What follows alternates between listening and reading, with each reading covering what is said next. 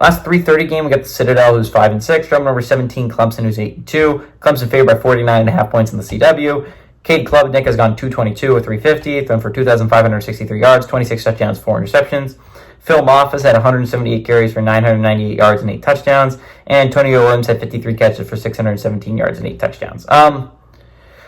Again, this isn't a super important game. We know the Citadel. We know the Citadel is going to win. I mean, we know Clemson's going to win this one. They're going to beat the Citadel. This is not much of a doubt. This seems like a pretty easy win for Clemson.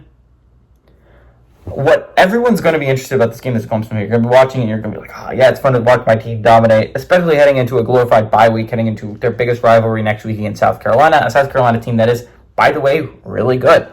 They're got to be one of the top 3 loss. They are the top 3 loss team in the nation. They honestly could be a 1-loss team right now. They got hosed against LSU. They honestly could have beat Bama. A good Clemson team. This is a good Clemson team, and I will stand by this statement. But they've just lost too many. They've lost 2. They've got to be down on the list of 2 lost teams. Now, again, you need some help for an at-large. Realistically speaking, you need some serious help.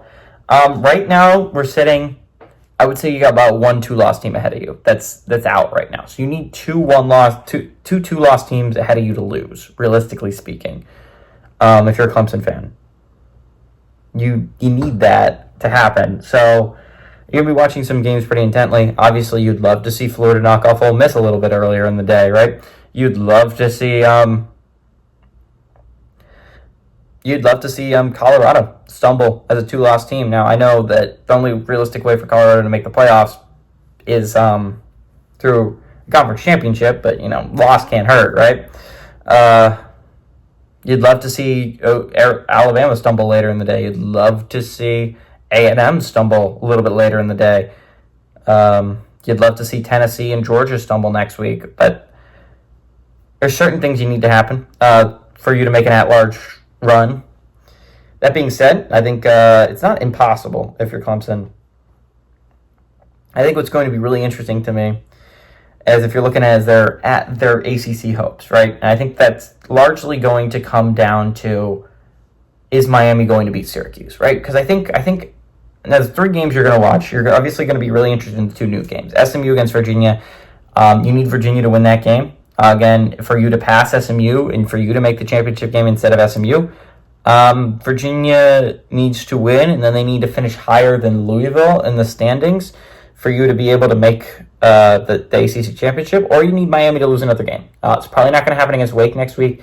I don't think SMU is going to lose to Virginia. So I think the big game that a lot of Clemson fans are going to be tuning into next week is Syracuse against Miami. Syracuse is the best chance for Miami to fall. Cuse is a solid team.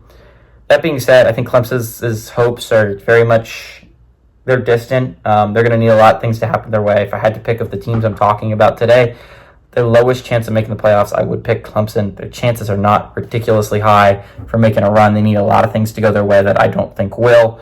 But that being said, Clemson's a much better team than the Citadel. Give me Clemson to win, and Clemson to 49.5 points is too many. Give me Clemson to win, but I like the Citadel to cover.